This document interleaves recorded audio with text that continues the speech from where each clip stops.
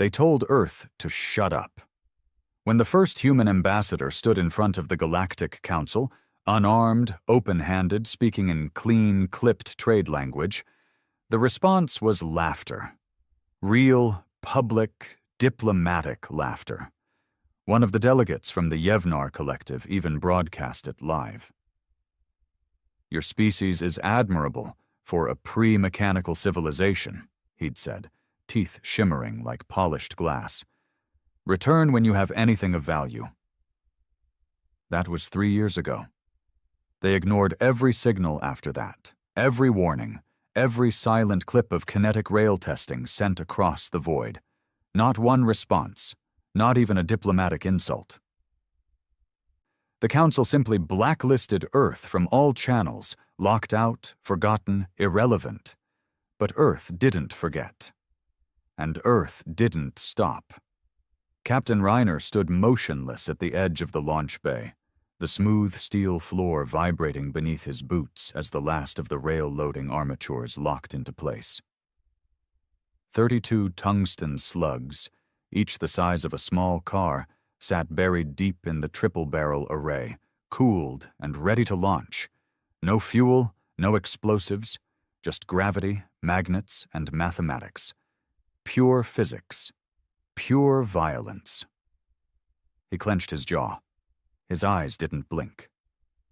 Behind him, the rest of Ravager-class Destroyer 01, codenamed Silencer, was a symphony of discipline and brutality. 500 crew, all human, all silent, all born from a world that had been mocked, dismissed, locked out from the stars. Now they orbited silently in the shadow of Kuran 4, a diplomatic outpost planet held by the Council. A planet built on the assumption that peace was guaranteed. Reiner didn't believe in peace. Not anymore. The message had been sent one final time, 2 days ago. A short signal. Same words, no emotion. Final warning. Earth possesses superior kinetic technology. This is not a bluff. They never answered. The old man back on Earth, Admiral Halverson, had given them a full 72 hours before ordering first strike. Reiner had asked for 24. The last hour was ticking now. No signals, no lights from the Kurani satellites. The arrogance of the Council hadn't changed. Still so sure humanity was beneath notice. Still convinced the silence of Earth meant submission, not calculation. Reiner's comms officer, Don, spoke low behind him. "Council fleet detected. 2 minutes out. Standard patrol loadout. No shields up." Reiner didn't turn. "Any message?" "Nothing." Reiner breathed in, slow and steady. Not anger, not hatred, just focus. Clarity. He wasn't here for revenge. He was here to correct the record. "Arm primary railgun. All barrels. Sync for simultaneous discharge." "Aye, sir." Somewhere deep in the armored gut of the ship, systems hummed, capacitors charged, magnetic coils began to spin. The Kurani fleet came into view, sleek ships, curved like crescent blades, drifting toward Silencer without even a raised shield. No tactical maneuvers, no warnings. Because Earth was still the joke, the footnote. They'd forgotten physics doesn't care who's laughing. The countdown hit 0. Reiner spoke, voice even. "Fire." No thunder. No flash. Just the sudden, screaming absence of silence. 3 rods accelerated to Mach 15. Invisible death breaking the atmosphere before the Kurani command ship had time to register heat. On the planet below, diplomatic towers turned to light.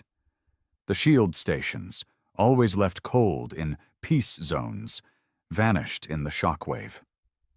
The command ship's hull split open mid-sentence, as if the void itself had torn a page out of existence. The rest of the Council fleet scattered, too slow, too unprepared, too certain of their superiority. 3 more slugs followed. Then another.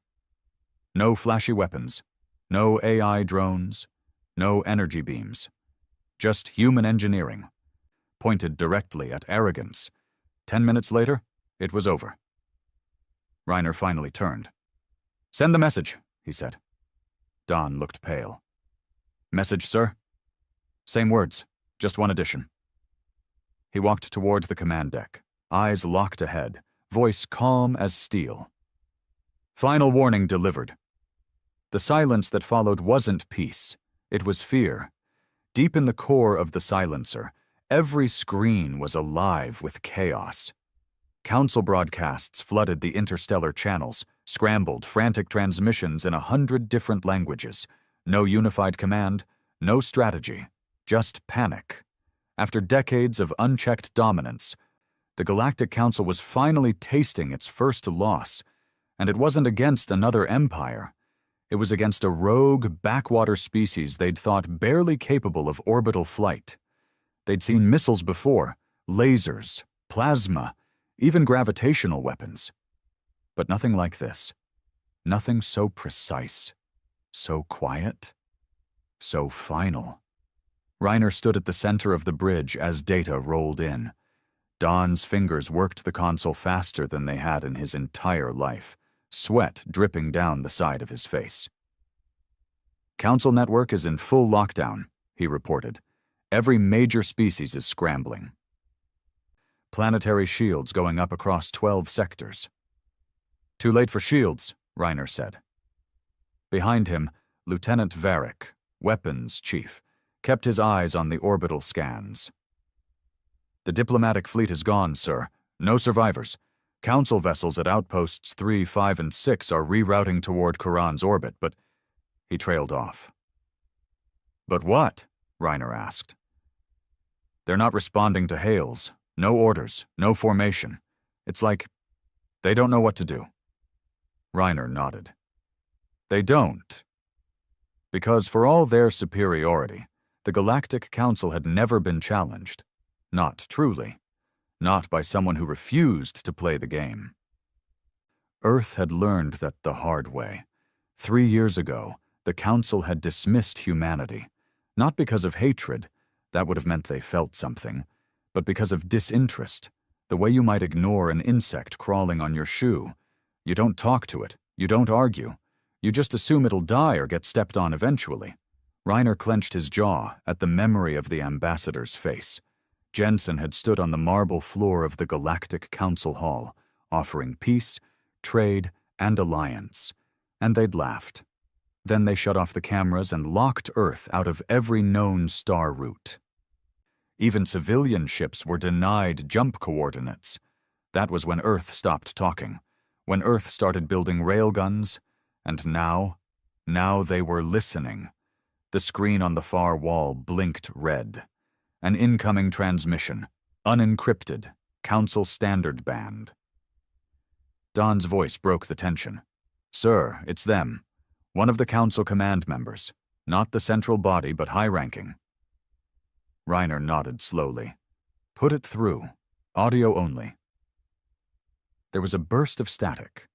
Then a voice. Clipped, high, arrogant, but trembling beneath the surface. This is Command Vice Helithran of the Velari Ascendancy, speaking under authority of the Galactic Council Interim Directive. Human Vessel Silencer, you have attacked a Council-sanctioned outpost and destroyed multiple diplomatic assets.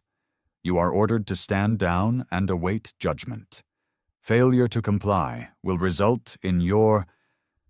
Reiner cut the signal mid-sentence. Don's eyes widened. Sir, they're not here to listen. They're here to restore the illusion of power, Reiner said, voice quiet. They're still in control, in their minds. But we just embarrassed them. That's worse than threatening them. Empires fall over pride faster than over blood. He turned back to the crew. They'll retaliate, not immediately, but they will, they have to. Their whole structure depends on being unquestioned. Varric looked uneasy. Do we hit the next target, sir?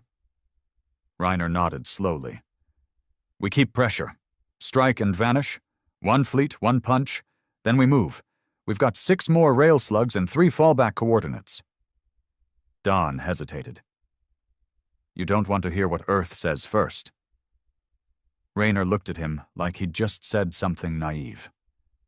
I know what Earth wants. And he did. This mission had been approved in shadows, beneath the surface-level diplomacy and speeches about peace. Admiral Halverson hadn't signed a declaration of war. He didn't need to. The old man just handed Reiner one line of orders burned into encrypted memory. Let them remember us. That's what this was. A memory written in fire. The nav screen pulsed. Another council planet, Tellus Prime, a communications relay hub, rotated slowly in the projection. Shield status. Offline. Fleet presence. Minimal. Reiner's lips tightened. The council hadn't thought to defend the soft organs of their empire. He pointed. Plot jump coordinates to Tellus Prime. Silent run. I want us out of this system in 3 minutes. The jump was clean. Instant. 1 second they were floating in the ashes of Kuranv, and the next they were 2 million kilometers above a lush green planet, spiraling with data traffic and orbital tethers. No warships, no patrols, just station rings, corporate, diplomatic, soft targets. Reiner exhaled through his nose. They'd done this to themselves. He thought back to when he first volunteered for this mission. Not even a real mission back then. Just a possibility. A what-if scenario if diplomacy failed. He remembered the meeting with Admiral Halverson in that dark concrete bunker under Oslo. No press, no cameras. Just 2 men and a grainy satellite image of a council cruiser hovering above an Earth civilian colony. A colony that later, accidentally, went dark. They'd never confirmed the council did it, but they'd buried the dead. Reiner turned to Don. Target the comm towers, non-civilian, no scatter damage. Varric was already plotting trajectories. Slugs 2 and 3 armed. Reiner stared out the viewport. It looked like paradise. Tellus Prime was the kind of world humans used to dream about colonizing. Oceans the color of sapphire. Grass like soft moss spread over rolling hills. Beautiful. Untouched. And owned by a species that had denied Earth water rights for 6 years. Fire, Reiner said. 2 slugs dropped from orbit like angry gods. They punched clean through the towers, then buried themselves in the sea. No explosions, no flame, just craters where power stations used to be, and a world thrown into terrified darkness. Then they jumped again. 3 more jumps, 3 more targets, all non-military, all critical. A trade station on Belthora 9, a shield relay on Oryx Belt, a refinery deep in the mining fields of Zorak's spine. Each time, 1 strike, 1 message. Final warning delivered. Each time, no survivors, no response fleets. And each time the council grew quieter, but back on Earth, the noise was growing louder. Reiner's final jump brought Silencer back to the dark side of Luna Base. The Earth's military staging ground, shielded from public channels, hidden behind decades of media silence. They docked in dead silence. No trumpets, no applause, no flags, just steel and cold air and the eyes of people who'd waited too long for justice. Admiral Halverson met Reiner in the debrief chamber. No handshakes, no salutes. Just a long stare between 2 men who had watched the world they loved get mocked, robbed, and forgotten. Halverson broke the silence first. They're calling it terrorism. Reiner didn't blink. Of course they are. They've started rallying fleets, 20 species, unified banner. Reiner crossed his arms. They can unify all they want. Doesn't change physics. Halverson cracked the smallest hint of a smile. Damn right. Then the Admiral turned, activating a wide-screen map of the galaxy. Dozens of red marks lit up. Fleet deployments, council hubs, possible counteroffensives. We have 7 days before they make their first real move. They'll come heavy. They'll come angry. They'll try to erase us so they don't have to answer for underestimating us. Reiner nodded. What's the plan?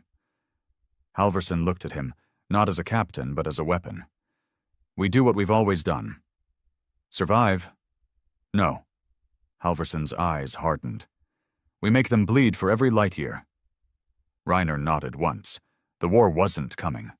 The war had already started. The news was everywhere. Every underground comm, every pirate relay, every outlawed feed across the galaxy. They were all broadcasting the same thing. Earth had struck back. And the blow hadn't been surgical, political, or diplomatic. It had been brutal, one-sided, and utterly unapologetic. The Silencer's strike runs had left 6 council installations in ashes and dust. No flashy energy weapons, no AI super warfare. Just metal slugs moving faster than the eye could track, delivered with the precision of an orbital sniper. For the first time in 1,000 years, the Galactic Council had suffered losses from an unapproved species, a species they hadn't even bothered to classify as Tier 2. Now, Earth was no longer a planet. It was a problem. Back on Luna Base, Captain Reiner walked through the iron corridors like a man on borrowed time. The hum of gravity generators echoed in the walls, and everywhere he looked, men and women were moving fast, speaking low, and preparing for something no one had the guts to name out loud. War. Real war. Not border skirmishes, not trade disputes, not proxy battles on distant moons. This time, the target was us. As Reiner entered the command deck, the room quieted. Halverson was already there, flanked by senior officers, all watching a live projection.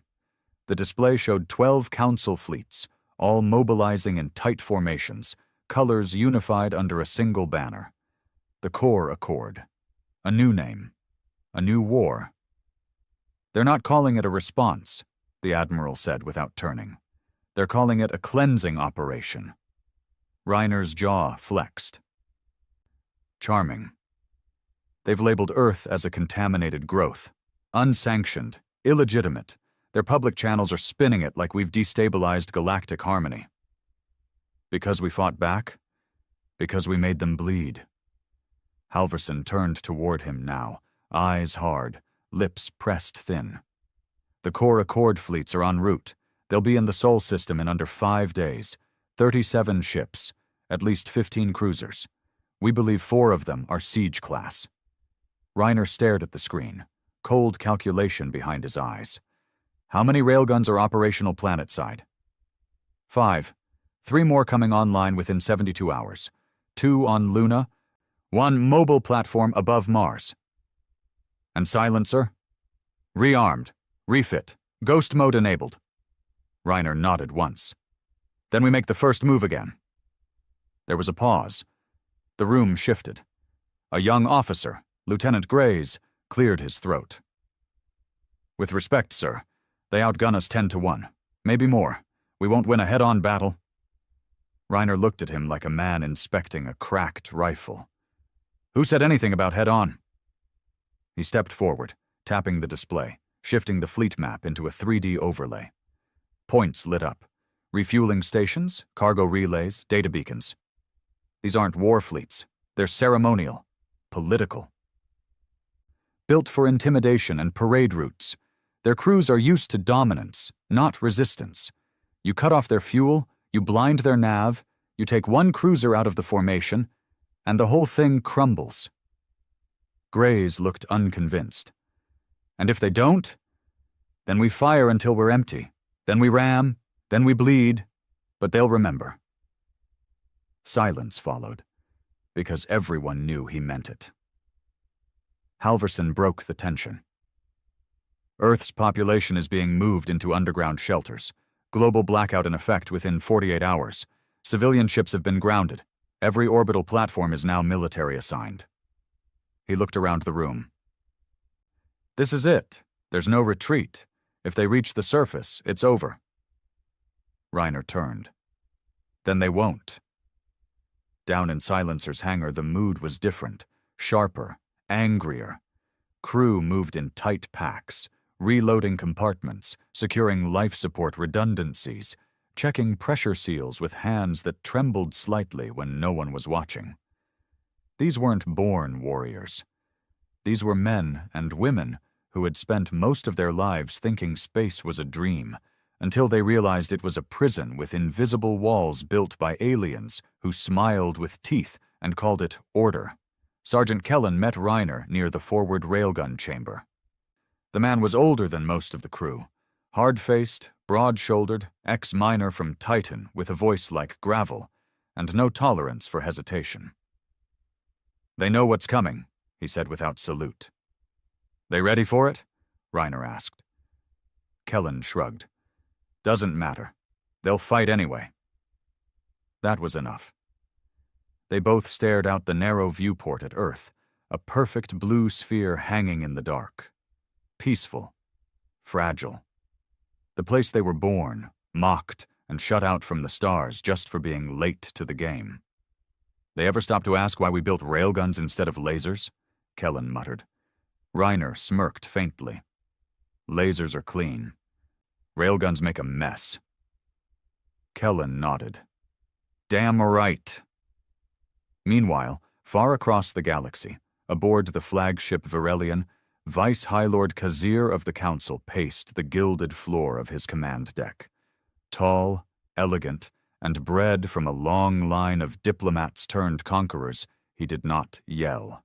He did not rage, but he burned with quiet humiliation.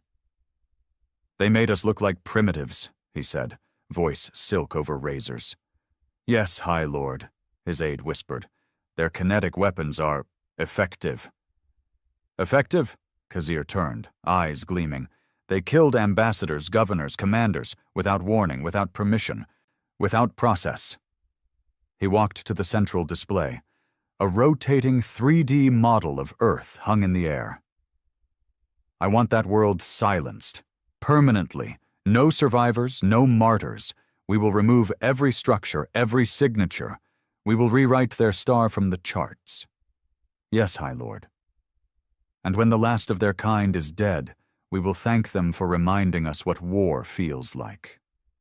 Back on Earth, as the countdown ticked past day 2, Reiner stood at the edge of the old Seattle ruins, a decommissioned civilian city now turned into a ghost town.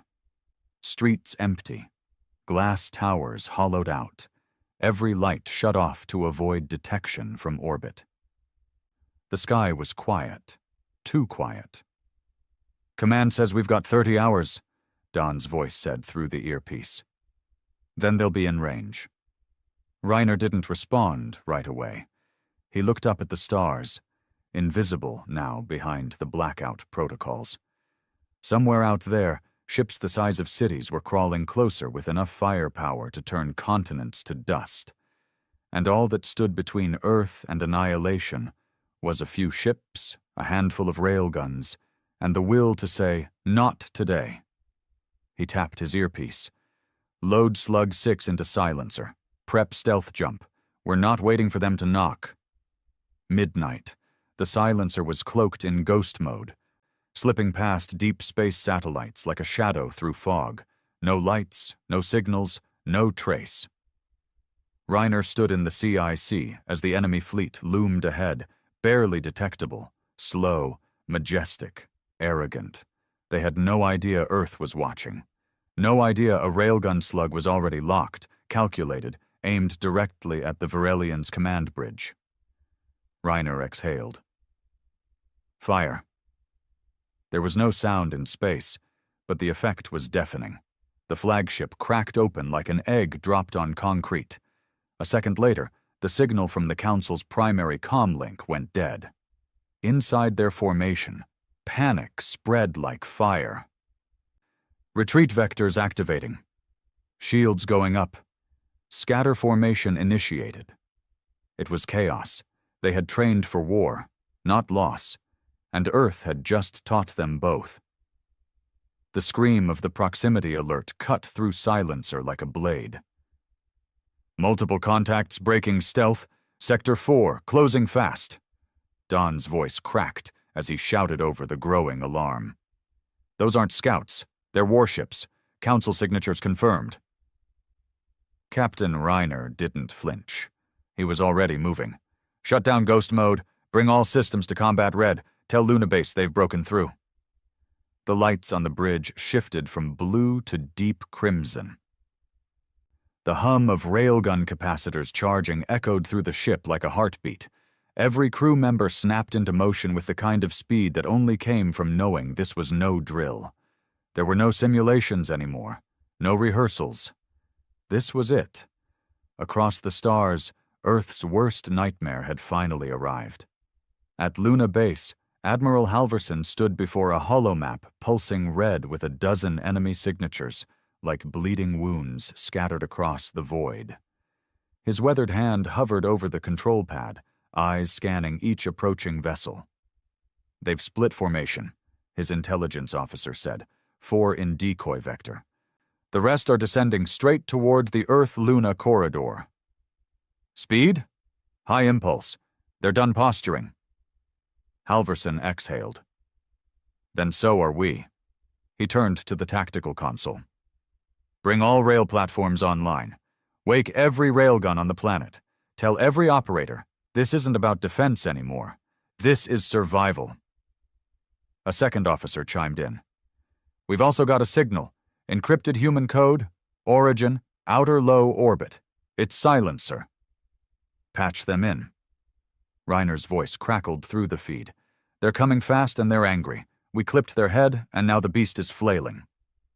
Halverson responded without hesitation. "How many ships can you take?" Reiner didn't lie.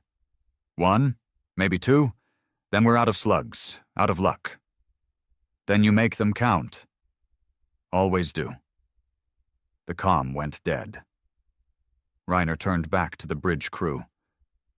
"Lock targets. First 2 cruisers, front of the pack. Strip their pride before they get close." Don hesitated. "Sir, what if they've adapted? If they've reinforced hulls? Then we find out. And if we die, we do it doing the one thing humans do best." "What's that?" "Punching above our weight." The first railgun slug launched. It moved faster than light, silent, deadly, unerring. The cruiser Ithalian never saw it coming. 1 second it was broadcasting fleet cohesion commands. The next, the command bridge and everything above Deck 12 was gone, shredded through by a slug the size of a transport shuttle. The ship folded in on itself, a grotesque twist of bent alloy and flashing panic lights before the reactors ignited, taking 6,000 lives with them. Fleet cohesion shattered. The other ships blinked, stumbled, hesitated, and Reiner hit them again. The second slug tore into the flank of the Haressa, one of the newer hybrid ships, all aesthetic curves and elegant engines. The hit clipped one engine bank and sent the ship into an uncontrolled spiral. "Reload," Reiner barked. "Slugs depleted, sir. We're dry." "Then prep fallback. Bring silencer into Luna's shadow and go dark. We're no use as a coffin." Don looked at him, jaw tight. "They'll come for Earth next." Reiner didn't look away from the stars. "Then we bleed them every meter." The council ships didn't slow. Despite the chaos, despite the losses, their remaining 7 vessels pushed into the Earth-Luna corridor like a knife carving a throat. They were done with diplomacy, done with delay. The Varelians' destruction had been an insult they could not allow to stand.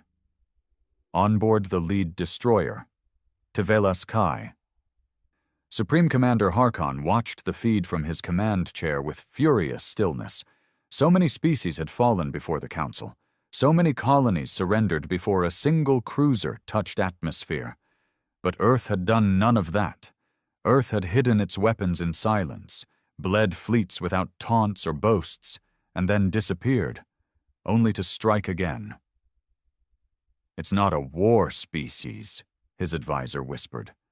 "Not traditionally." Harkon's voice was as cold as the space outside. "Then let's end their tradition." Over Earth, the first plasma strike hit Luna's upper shield. The sky above the moon flared like a dying sun. Thousands on Earth saw the flash even through the blackout protocols, A split-second burst of light that looked like the world ending.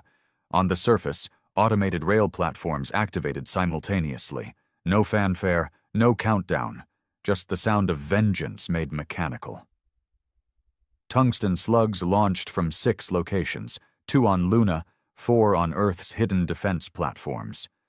These weren't orbital warning shots. These were kill shots, each designed to rip through energy shielding and keep going. The first 3 hits landed clean. 2 cruisers shredded, screaming away into gravity wells, breaking apart as their internal systems collapsed. But the 4th slug missed.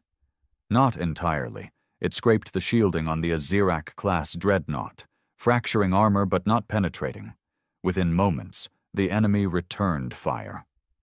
Red spears of plasma cut through the upper atmosphere, turning abandoned orbital platforms into boiling debris. One round struck an unmanned station above the Pacific. The shockwave knocked out 6 satellites and temporarily disrupted ground comms. It was the warning shot. More followed. At ground command, deep beneath the Swiss Alps, the situation was spiraling. "They're preparing ground landing vectors," the tactical officer shouted. 3 ships moving into low-orbit descent. Halverson stared at the map, voice razor-sharp. "How many boots can they deploy?" 10,000. Maybe more. Not counting drone support. Halverson turned to his deputy. "Tell Reiner to intercept." The man looked stunned. "With what?" "Whatever he has left." Aboard the silencer, the bridge was flickering. Half the systems were on backup power. The railgun bays were silent. Life support was dropping every hour. Reiner's body ached. His temple was cut from a support beam strike when the second plasma burst hit nearby. But he was still standing. He always would. 3 landers detected, Don said through clenched teeth. Targeting Earth's west quadrant. 1 headed for the Denver corridor. That's near the Arcadia base. Reiner didn't pause. "Turn us around. No stealth, no tricks." Don's eyes widened. "That's suicide." "Not suicide. Interception." He leaned close. "We get between them and Earth, and if we can't kill them, then we die in their path." The silencer roared to life. No stealth, no cloaking, just full burn, every thruster igniting as the ship shot toward the descending landers like a wounded predator.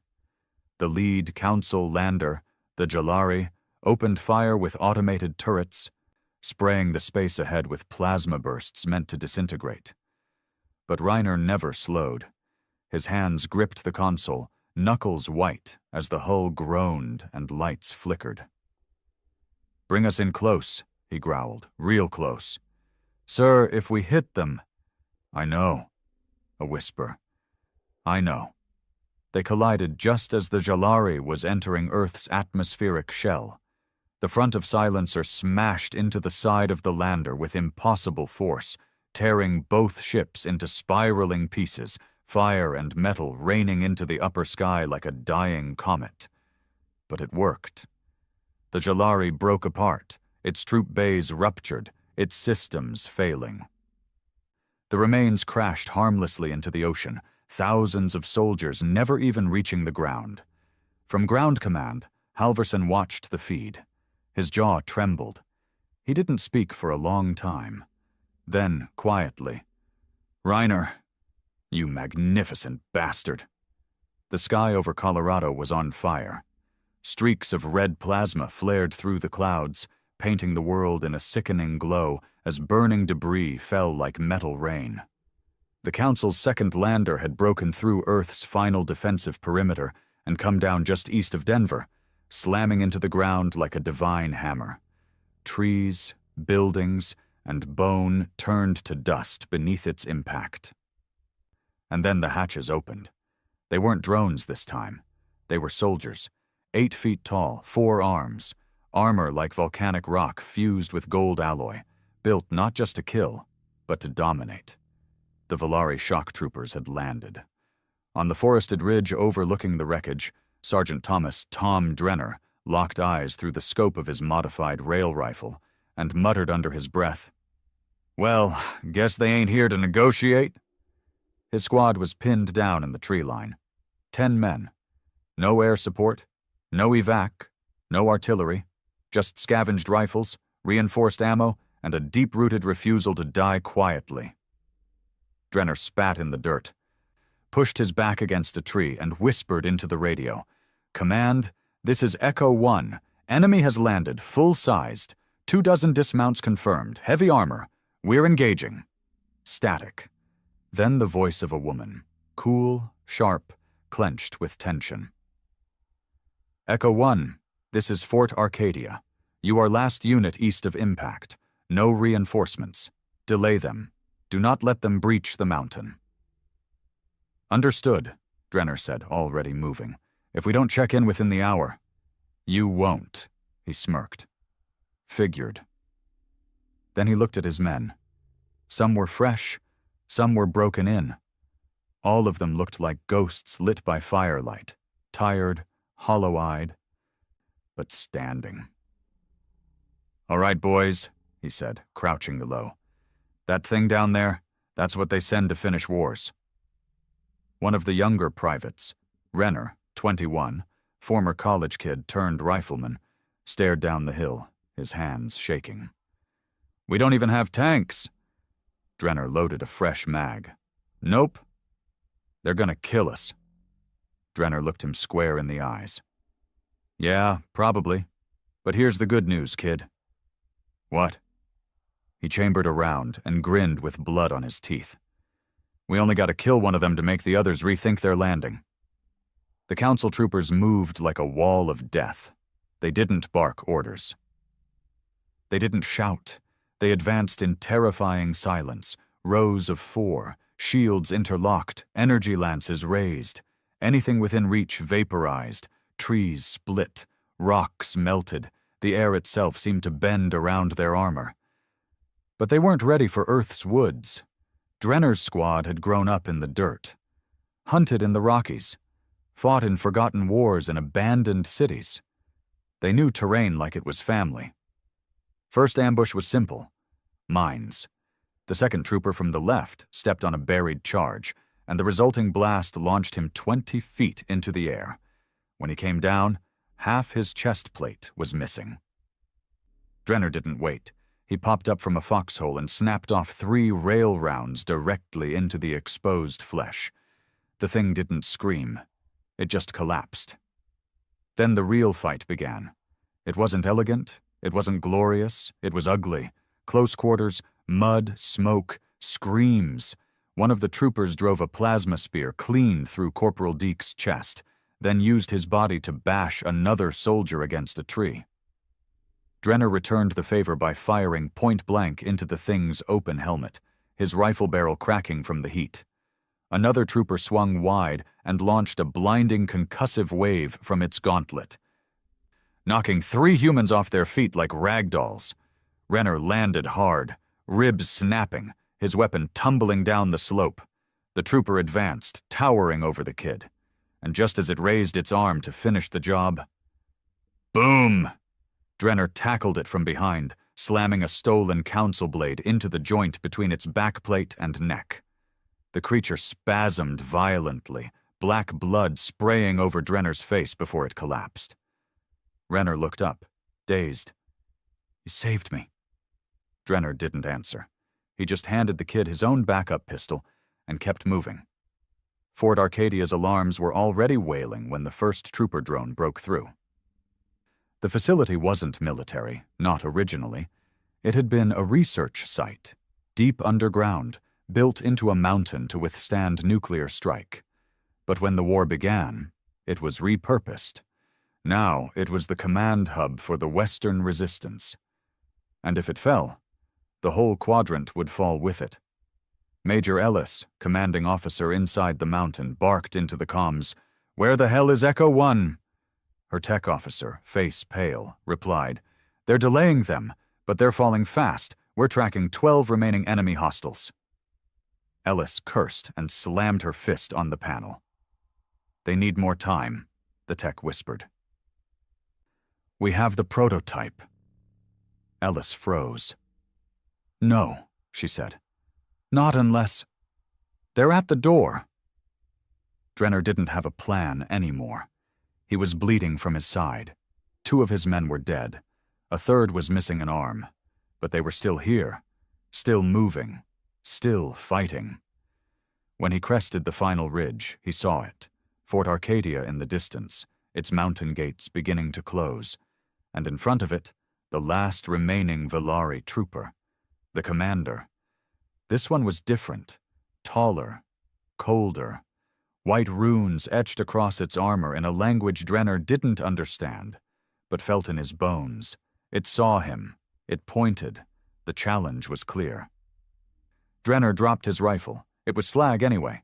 He pulled a long knife from his vest, scavenged steel from a council blade, welded to a human hilt, and he walked forward.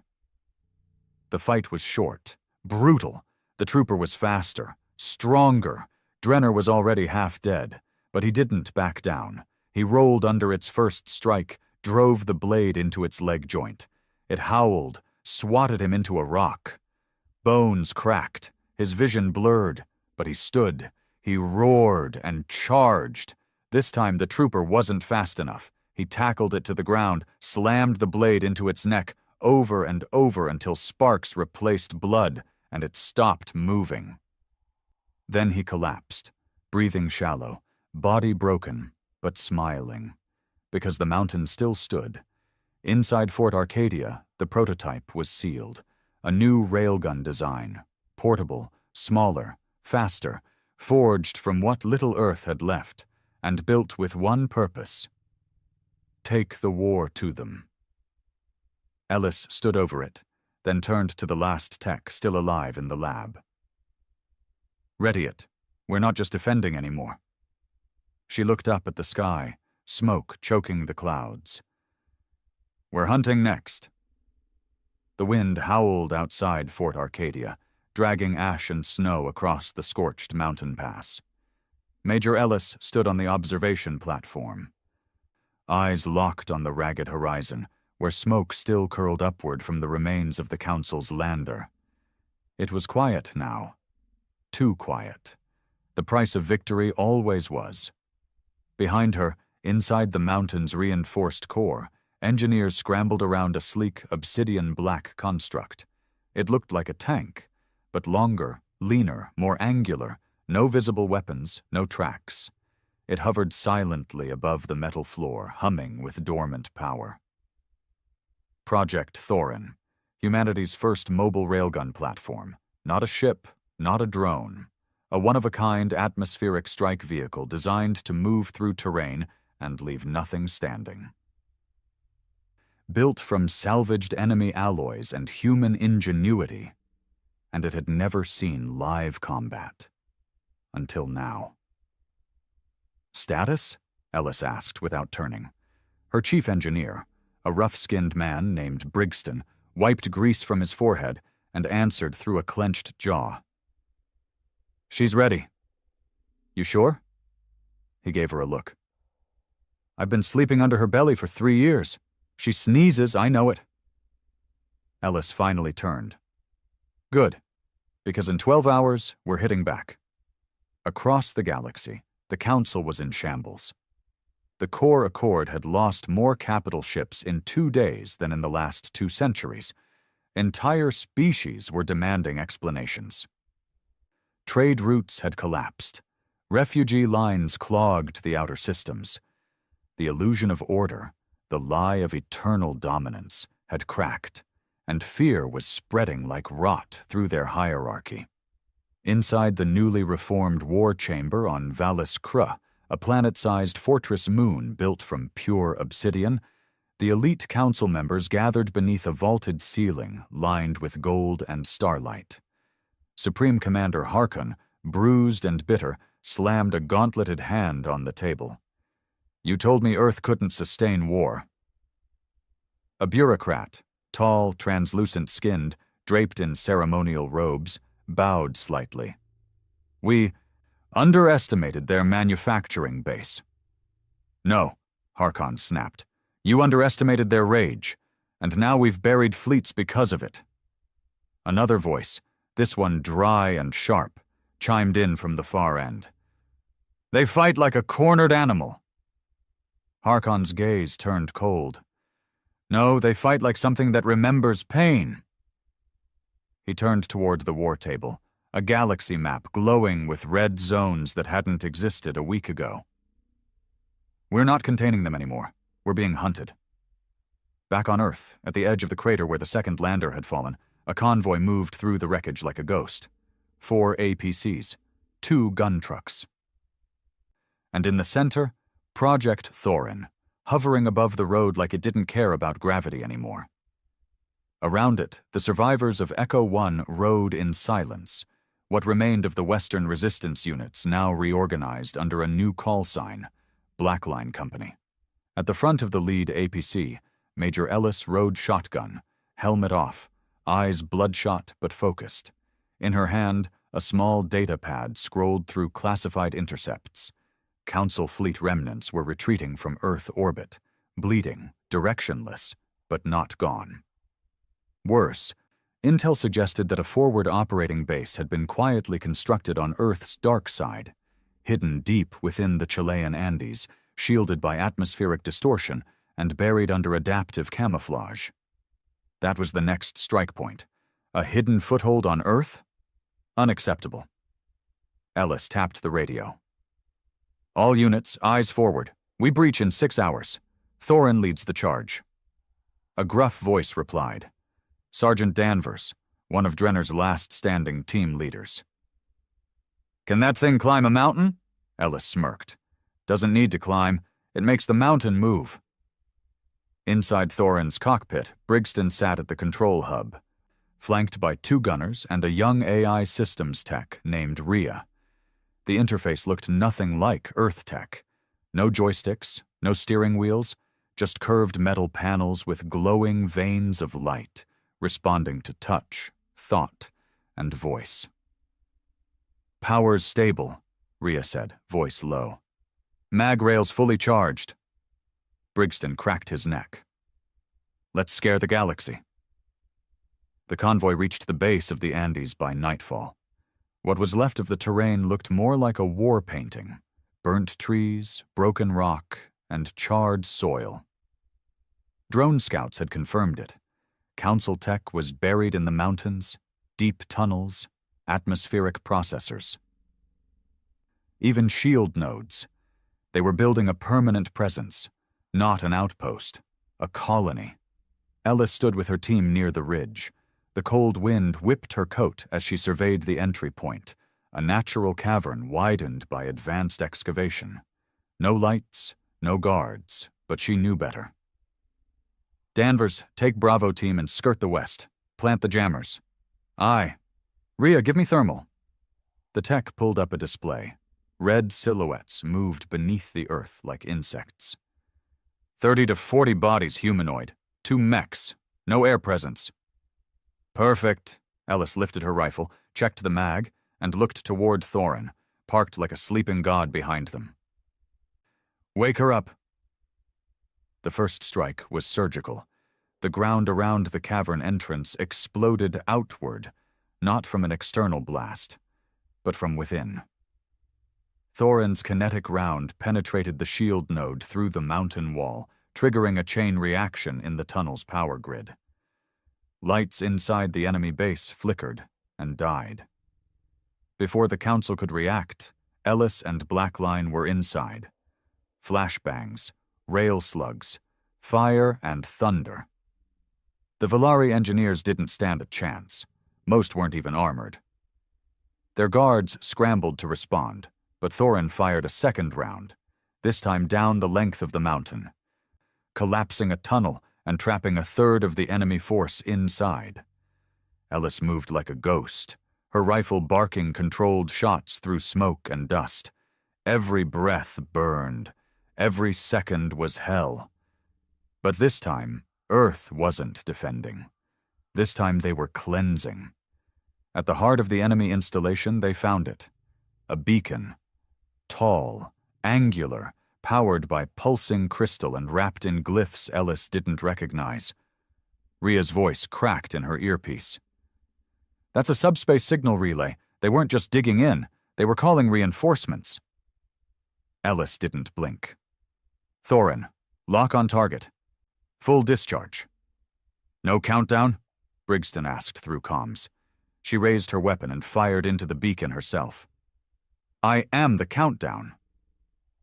Thorin's final shot ripped the relay out of time. No fire, just absence. A hole in the world, sucking in light and sound until it collapsed with a thunderous, imploding scream. Hours later, as the sun rose behind them, the mountain was still trembling. Ellis stood at the edge of the smoking valley, face stained with dirt and blood, and let the silence settle in. Behind her, the surviving members of Blackline gathered. They'd lost more people. They always did. But this time, it had been worth it. The Council had built a doorway, and Earth had slammed it shut. In the orbit above Earth, what's left of the Council fleet watched the mountain burn from a distance. Admiral Vaetharn, highest surviving military official, turned to his second-in-command. "They took it." "Yes, sir." He said nothing for a long time. Then, "What now?" The aide hesitated. "We regroup? Plan retaliation?" Vaetharn shook his head. "No, we warned them." The aide looked confused. Vaetharn stared at Earth, voice low. "You can kill rebels.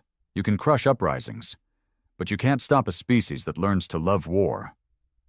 The War Council room beneath Luna Base was dim, silent, and heavy with gravity. The literal kind, and the other kind, the kind that sat on shoulders, behind the eyes, in every clenched jaw and sleepless stare. Major Ellis stood at the center, flanked by Admiral Halverson, and across from her, seated, alone, behind reinforced shielding, was a traitor. He looked human, but he wasn't. His skin was pale, translucent under the lights, not like a ghost, but like something built to pass. His eyes were too steady, his words too clean. The name he gave was Creel. "Start talking," Ellis said coldly, arms folded. Creel didn't blink. "You already know what I am. I know you were found near the wreckage of a Valari command pod, wearing a dead man's uniform, carrying Earth access codes we never issued. That's not all I carry," he said quietly. Ellis glanced to Halverson, who nodded once. She stepped back. The Admiral took the lead. "You're a hybrid," Halverson said. "Genetically engineered, Council-born but human-shaped. Why?" Creel smiled faintly. "Because the Council studies its enemies, and the only thing that terrifies them more than your technology." He tapped the railgun schematics laid out on the table. "Is the part of you they can't predict. Which is? Your rage, your memory, your instinct to fight back even when you've already lost." Ellis narrowed her eyes. "So what's your angle?" Creel leaned forward, eyes locked on hers. "I want to help you bring it all down." 12 hours later, Operation Godfall was greenlit. Not a raid, not a test. An invasion. Target, Valis Crux, the fortress moon housing the remnants of the Council's inner leadership. Intelligence confirmed by Creel showed cracks in their defenses, shield generators being rerouted, command structures fragmented, and internal factions turning on each other. "They're unraveling," Creel said during the final briefing, "but not fast enough. If you strike now, with Thorin and orbital cover, you won't just beat them. You'll break the idea of them." Admiral Halverson stepped to the war table, surrounded by Earth's top surviving military minds. He pointed to the weak spot, a polar trench housing a command nexus buried deep beneath obsidian. "You hit here," Halverson said. "You drop hard, you cut the head off. Then you hold it until the world watches their leaders fall." Ellis looked at the hologram. Cold, focused. "And if they don't fall?" Halverson met her stare. Then you bury them in their own damn fortress. 3 days later, the first human fleet in history to leave Earth space on an offensive mission slipped silently into hyperspace. 3 cruisers, rebuilt from salvaged Council wreckage and retrofitted with Earth's now perfected rail systems. 2 escort frigates carrying drop pods, mechs, and troops. And in the center, silent, hovering, humming with cold purpose, was Thorin. Ellis stood aboard the flagship Resolute, her armor black and stripped of insignia. She didn't wear rank anymore, only resolve. Rhea was at the API's table, tracking jump progression. Briggston was already aboard Thorin, now more machine than man, half his body rebuilt after the last assault. And Creel was watching the stars. "Council signal intercept," Rhea called out. "They know we're coming." "Expected," Ellis replied. "Any fleet movement?" "Negative. Internal traffic suggests civil breakdown. One faction trying to seize power before we arrive." Ellis smirked. "Let's give them something to fight about." They dropped out of hyperspace into chaos. Vallis Crux, once the crown jewel of the Galactic Order, now glowed with internal fires. Defense platforms were offline. Comms were fractured. 2 Council destroyers orbited on opposite sides. Weapons hot, but aimed at each other. A civil war had begun. Earth's fleet cut through the atmosphere like knives, their railguns silent but ready. Resolute held position, deploying atmospheric pods from orbit, pods that burned across the sky like falling stars. Ellis rode in the lead one, her boots braced, fingers locked around the mag-rail rifle slung to her chest. Across from her sat a squad of Earth's best, Blackline Company's veterans, survivors of the Denver Corridor, the Andes Assault, and a dozen other hellholes no one remembered but them. Danvers leaned forward, face still stitched from the last fight. "You think they'll run?" Ellis didn't smile. "No, I think they'll make us earn every meter, and I think we're the last people on Earth who don't mind paying that price." They hit the surface like thunder. The polar trench exploded upward as Thorin landed first, rail cannons primed and aimed at everything that dared move. Within seconds, Briggston fired the first round, not at a target, but at the trench wall itself. The kinetic force collapsed an entire defensive channel, burying 4 automated turrets and clearing the path for infantry drop. Ellis hit the ground next, rolling hard, rising to a knee and firing immediately. A Velari soldier, panicked, wounded, dropped before he ever saw her. Blackline moved like demons through the trench. No hesitation. No mercy. This wasn't diplomacy. This was debt collection. Inside the fortress, Creel moved with quiet familiarity, leading Rhea and a small intel team through winding obsidian corridors. The air was heavy with smoke and panic. "They'll protect the Nexus room," he warned. "That's where the Council votes, where they record legitimacy." "Why not destroy it?" Rhea asked. "Because Earth doesn't need to erase them," Creel said. "It needs to replace them." She understood. Symbolism. A new voice from the seat of power. Meanwhile, in the lower barracks, Blackline was bleeding. A counterattack surged from below. Heavier troops, walkers, drone swarms. Earth's soldiers were tough, gritty, but not invincible. Danvers took a hit to the shoulder, screaming through gritted teeth as Ellis dragged him into cover. "We're getting boxed in," someone yelled. Ellis scanned the ridge above them, saw the shimmer of camouflaged turrets powering up. They were about to be slaughtered. "Unless... Thorin, this is Ellis. You reading me?" Briggston's voice came back through grit and static. "Loud and clear. I need a goddamn miracle. You'll get 2. A second later, Thorin launched vertically, using built-in grav thrusters to leap over the trench. Mid-air, Its dual rail cannons rotated downward and fired. The impact shredded the trench wall and every enemy contact on it. The blast blew out a chunk of corridor the size of a shuttle. The ground shook like the moon was cracking open. Blackline regrouped, pushed forward. At the core of Vallis Crux, the Nexus Room pulsed with light, golden arcs of energy flowing between ancient spires. The surviving council members had gathered in panic, many shouting, others weeping, and a few holding weapons, hoping for an impossible fight. The doors opened, and Creel walked in, followed by Ellis, Rhea, and 24 armed humans. No words were spoken for a moment. Then Ellis stepped forward. "You've ruled long enough?" A tall Valari ambassador sneered. "You think this makes you powerful? You're still outnumbered." Ellis didn't raise her voice. "We're not here to negotiate. We're here to make sure no one like you ever sits in this room again." One council elder raised his hand, as if to cast some final vote. Rhea shot him in the throat. Ellis turned to Creel. "Transmit it?" He nodded, and pressed the beacon console. A signal burst from the chamber, encrypted, permanent. "The council has fallen.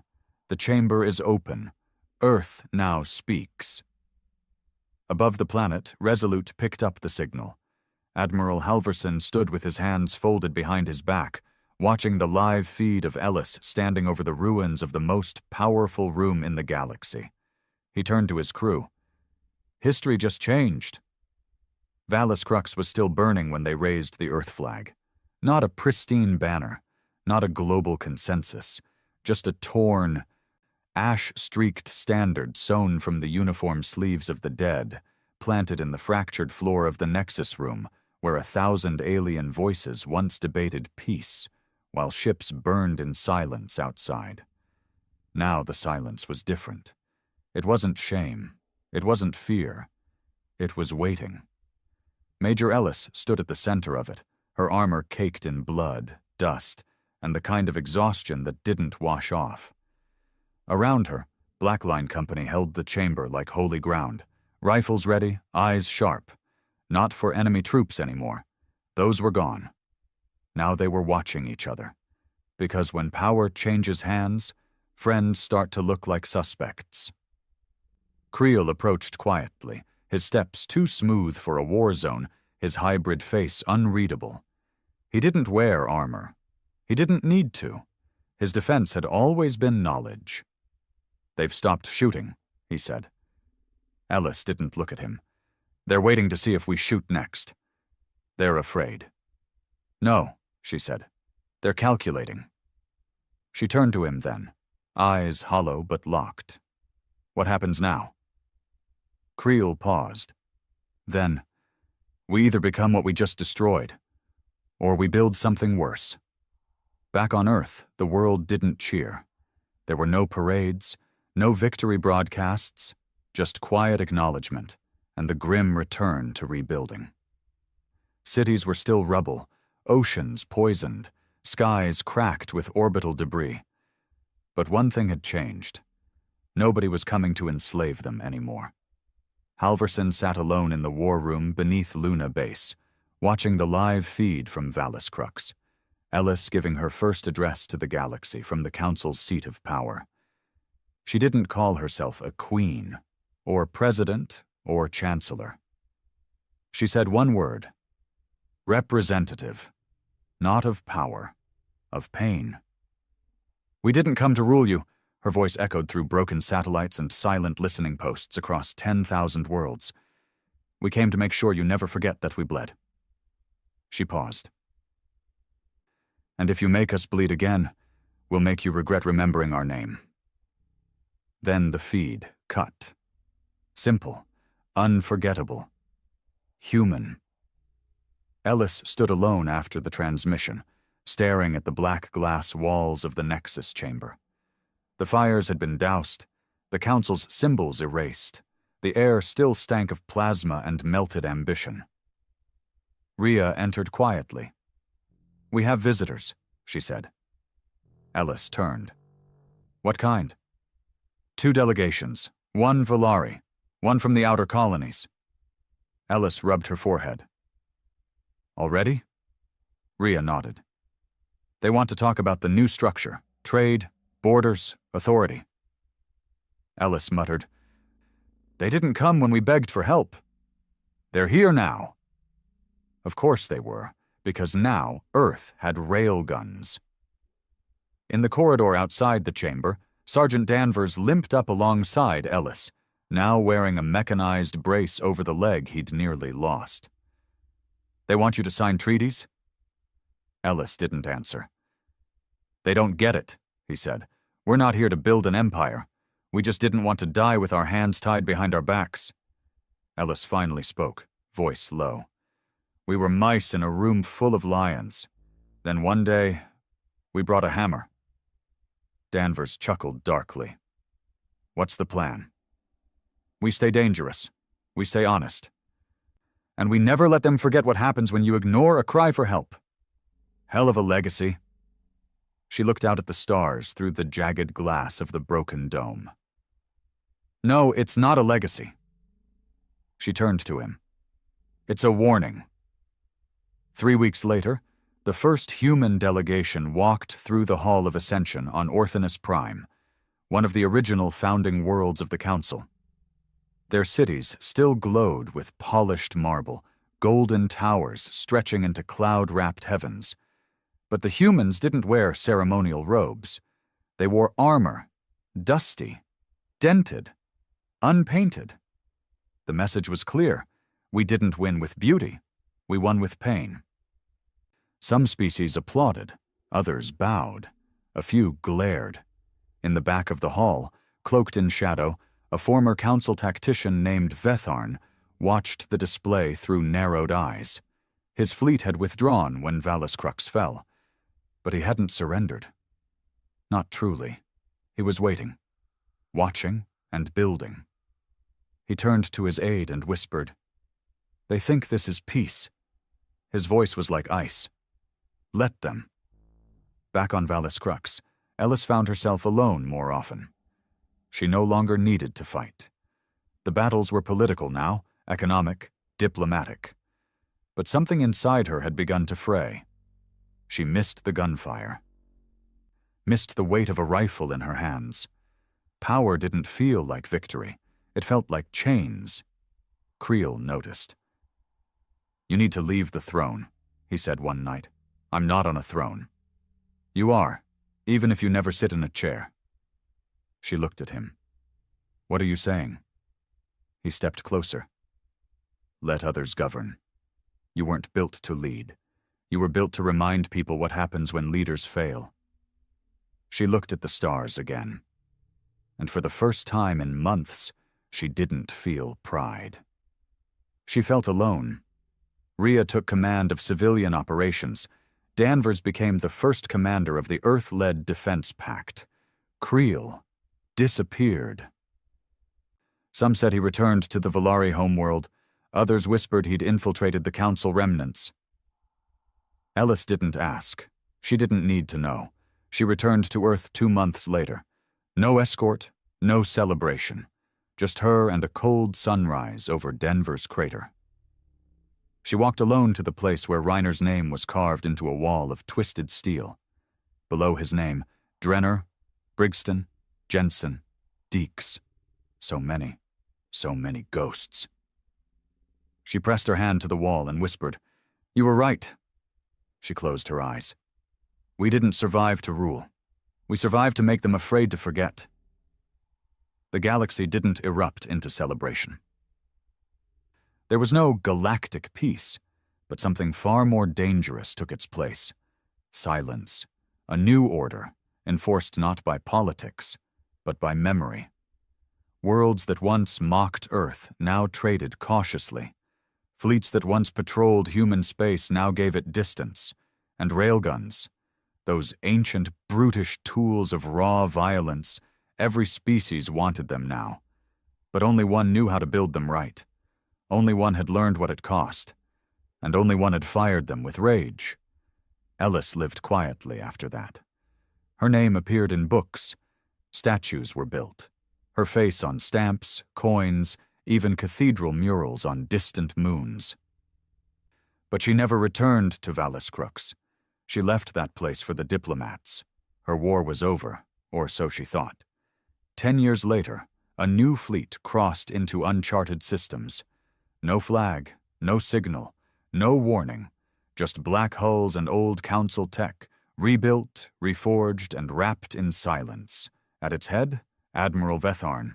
He had waited, he had watched, and now he was ready, not for vengeance, for correction. As the first warning signals reached Earth, as lights began to blink red across Luna Base once more, someone pulled an old name from a forgotten file. Ellis. They needed her again. Not to rule, not to lead, but to remind the galaxy one last time. You don't ignore Earth. Not anymore.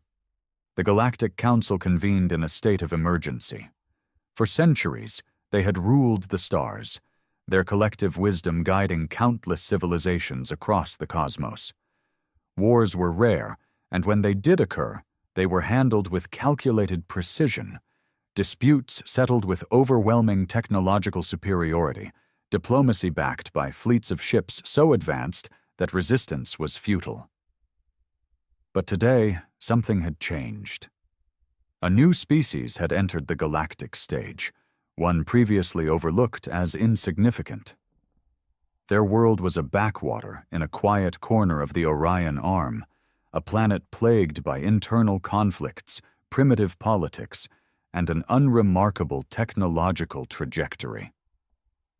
At least, that was what the Council had believed.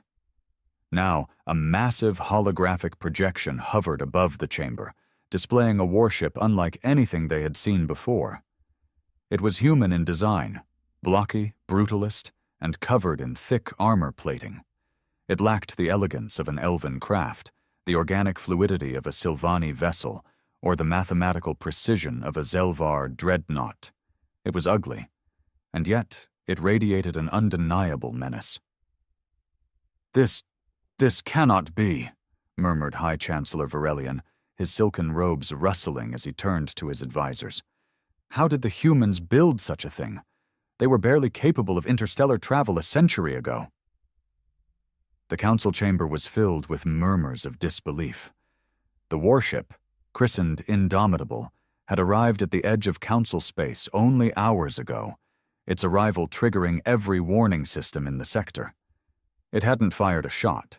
It hadn't made any demands. It simply existed. And that alone was enough to shake the foundations of the galaxy's ruling elite. Grand Strategist Threxar, a member of the reptilian Qatar Dominion, leaned forward with narrowed eyes. "Perhaps they have stolen technology. There is no way they could have developed this on their own." His voice dripped with disdain.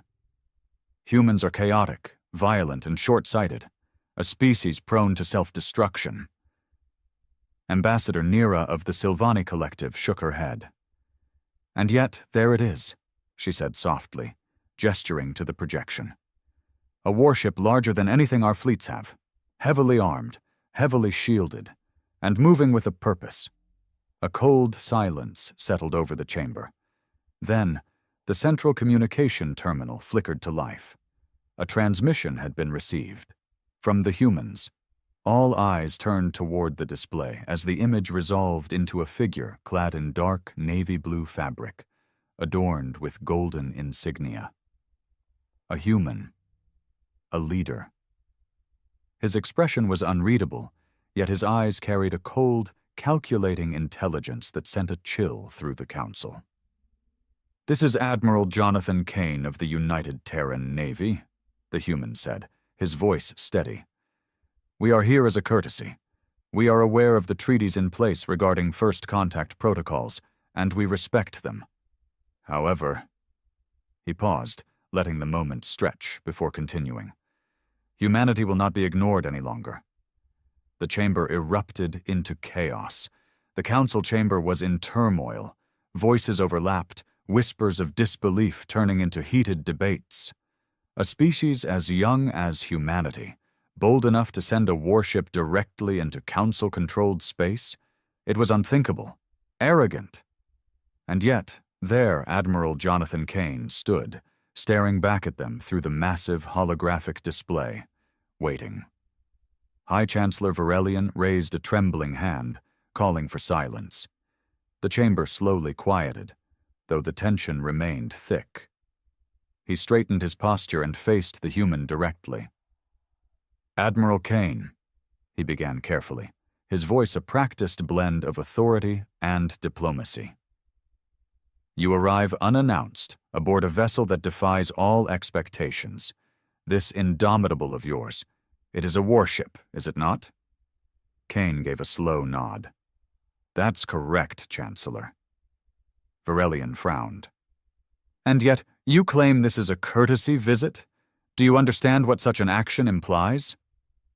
The Admiral's lips twitched, though it was not quite a smile. "I do. And I also understand what would have happened if we had arrived in anything less than a warship." A silence followed. The meaning was clear. For centuries, first contact encounters had always been dictated by the Council's strength. New species were greeted not with open arms, but with a subtle display of power, swiftly shown their place in the cosmic hierarchy. Some were granted limited autonomy, others were guided into the fold. But humanity had seen through the game, and instead of bowing, they had arrived with a ship designed to survive. Grand Strategist Threxar's claws dug into the armrest of his chair. His scaled lip curled in irritation. "You presume too much, human," he hissed.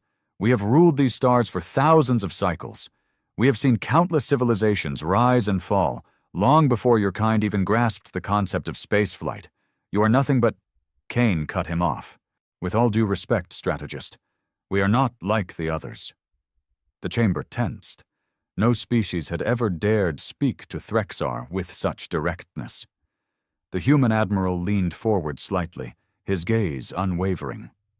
"You see, our history has not been one of peace and harmony. We did not emerge under the watchful guidance of an elder race. We were not handed knowledge by benevolent overseers. We have fought for everything, against our own kind, against the elements, against the very nature of existence itself." He gestured subtly behind him, where a tactical display of Indomitable remained in view. "This warship represents what humanity is capable of when faced with an impossible challenge.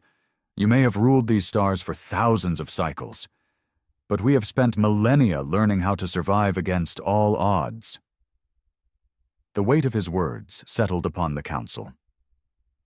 Ambassador Nira, who had remained silent thus far, now spoke, her voice calm yet curious. "You speak of survival, Admiral, and yet you are here, not as a conqueror, not as a supplicant, but as— what exactly?" Kane finally smiled, but there was no warmth in it, only a razor-sharp certainty. "As a warning." Varelian's breath hitched. The chamber fell into a stunned hush once more. The Admiral continued. "For years, we have monitored Council-controlled space. We have seen how you treat those weaker than you, how you dictate the terms of their progress, how you decide who thrives and who remains stagnant." His voice grew colder. "That era is over." Threxar shot to his feet. "You dare threaten the Galactic Council?" Kane didn't even flinch. "Number I state a simple fact." He clasped his hands behind his back, his stance exuding confidence. "We have no desire for war, but we will not be assimilated, nor will we allow ourselves to be dictated to. Humanity will not kneel." He leaned in slightly. "And if anyone here thinks otherwise, I invite them to try." The hologram flickered off. The chamber sat in stunned silence, every leader present now faced with an undeniable truth. Humanity had arrived, and they were not afraid. The silence in the council chamber was thick with tension. No one spoke, no one moved. The holographic projection of Admiral Kane had vanished, but his words still echoed in the minds of the galaxy's most powerful leaders. Humanity had made its stance clear. For centuries, the Galactic Council had dictated the terms of civilization, shaping the fates of species that ascended to the stars. Some were allowed to integrate peacefully, others were subjugated quietly, and a select few were destroyed before they ever posed a threat. It had always been this way. It was supposed to remain this way. But now, for the first time in living memory, an emerging species had looked upon the Council's authority and rejected it outright. High Chancellor Varelian finally broke the silence. "This changes everything." Grand Strategist Threxar sneered, his reptilian features twisting with contempt. "Number it changes nothing." He slammed a clawed fist against the table. "This is a single warship, nothing more, an overcompensation from a fledgling race that knows it cannot compete in true warfare." Ambassador Nira tilted her head. "You truly believe that?" Threxar's slit pupils narrowed. "I know it. Humanity is a young species, barely out of its cradle. They lack the infrastructure, the fleets, the logistical prowess to wage war against a galactic empire. One warship does not make them our equal. And yet, it is here." All eyes turned to the speaker, Lord Magistrate Velos of the Zelvar Dominion. His species, known for their cold intellect and mathematical precision, rarely spoke unless necessary. Velos regarded Threxar with a calculated expression. "A single warship sent alone into Council space," he said, "not to surrender, not to seek guidance, but to warn us." He folded his hands. The implications of such an act should not be dismissed so easily. Threxar scoffed. "Implications? They are posturing, bluffing. They know that if they act against us, we will wipe them from existence." Vilos's gaze did not waver. "Are you certain of that?" Threxar bared his fangs. "Do not insult me, Magistrate." Velos remained unfazed. "I state only the obvious. There are unknown variables at play." His glowing blue eyes flickered toward the massive hologram of Indomitable, still suspended above the chamber. "Consider this. Humanity has advanced centuries beyond what our projections predicted. How?" No one answered. "We assumed their species was primitive, that they would struggle with interstellar expansion for another 1,000 cycles at least." Velos leaned forward slightly. "Yet here they are, presenting a vessel that defies expectations, a warship built for prolonged engagement. The question is not whether humanity is a threat now, but how they reached this point without us noticing." A ripple of unease spread through the chamber. "With all due respect, strategist, we are not like the others."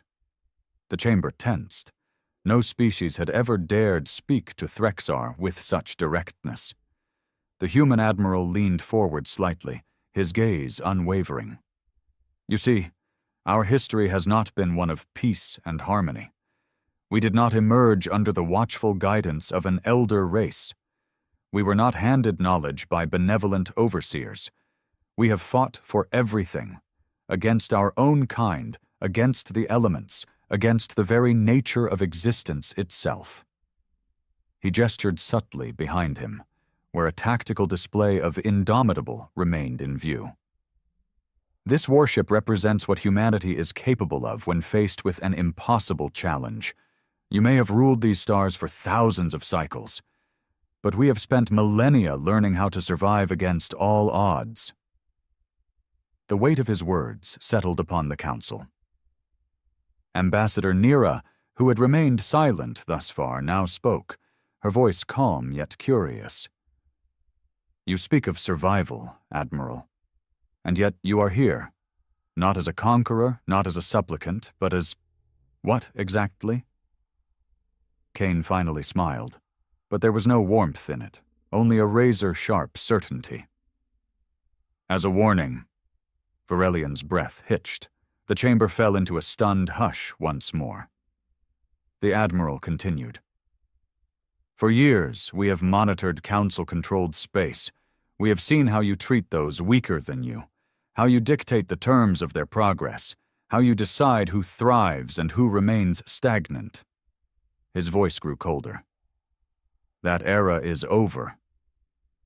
Threxar shot to his feet. You dare threaten the Galactic Council? Kane didn't even flinch. Number I state a simple fact. He clasped his hands behind his back, his stance exuding confidence. We have no desire for war, but we will not be assimilated, nor will we allow ourselves to be dictated to. Humanity will not kneel. He leaned in slightly. And if anyone here thinks otherwise, I invite them to try. The hologram flickered off. The chamber sat in stunned silence, every leader present now faced with an undeniable truth. Humanity had arrived, and they were not afraid. The silence in the council chamber was thick with tension. No one spoke, no one moved. The holographic projection of Admiral Kane had vanished, but his words still echoed in the minds of the galaxy's most powerful leaders. Humanity had made its stance clear. For centuries, the Galactic Council had dictated the terms of civilization, shaping the fates of species that ascended to the stars. Some were allowed to integrate peacefully, others were subjugated quietly, and a select few were destroyed before they ever posed a threat. It had always been this way. It was supposed to remain this way. But now, for the first time in living memory, an emerging species had looked upon the Council's authority and rejected it outright. High Chancellor Varelian finally broke the silence. This changes everything. Grand Strategist Threxar sneered, his reptilian features twisting with contempt. Number it changes nothing. He slammed a clawed fist against the table. This is a single warship, nothing more. An overcompensation from a fledgling race that knows it cannot compete in true warfare. Ambassador Nira tilted her head. You truly believe that? Threxar's slit pupils narrowed. I know it. Humanity is a young species, barely out of its cradle. They lack the infrastructure, the fleets, the logistical prowess to wage war against a galactic empire. One warship does not make them our equal. And yet, it is here. All eyes turned to the speaker, Lord Magistrate Velos of the Zelvar Dominion. His species, known for their cold intellect and mathematical precision, rarely spoke unless necessary. Velos regarded Threxar with a calculated expression. A single warship sent alone into council space, he said, not to surrender, not to seek guidance, but to warn us. He folded his hands.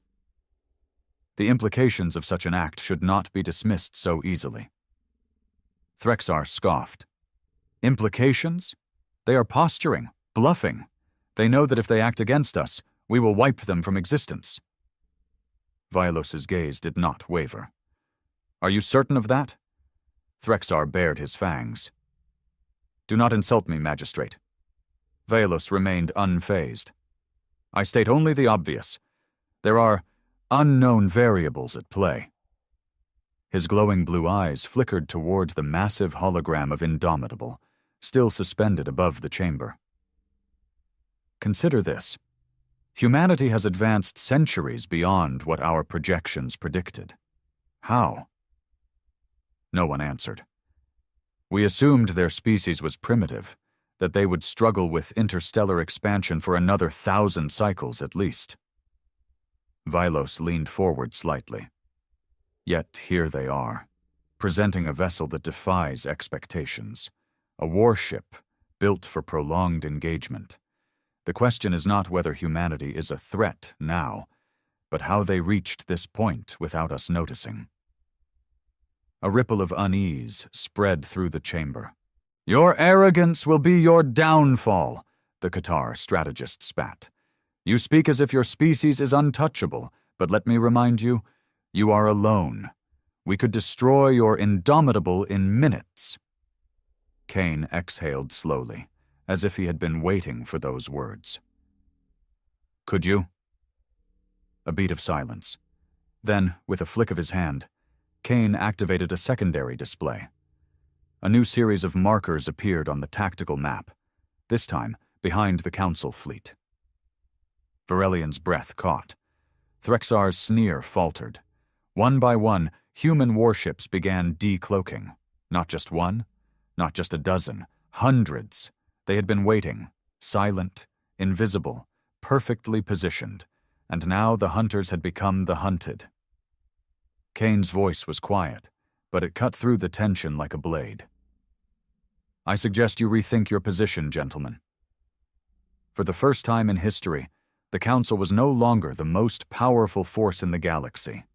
Humanity had arrived, and they had come prepared. The Council fleet stood frozen in space. A moment ago, they had been the undisputed power in this confrontation. Now they were surrounded. Hundreds of human warships, sleek and deadly, had emerged from the void like specters. Their formations were tight, disciplined. Not a single ship moved out of line. This was not an accident. This was not a bluff. This was intentional.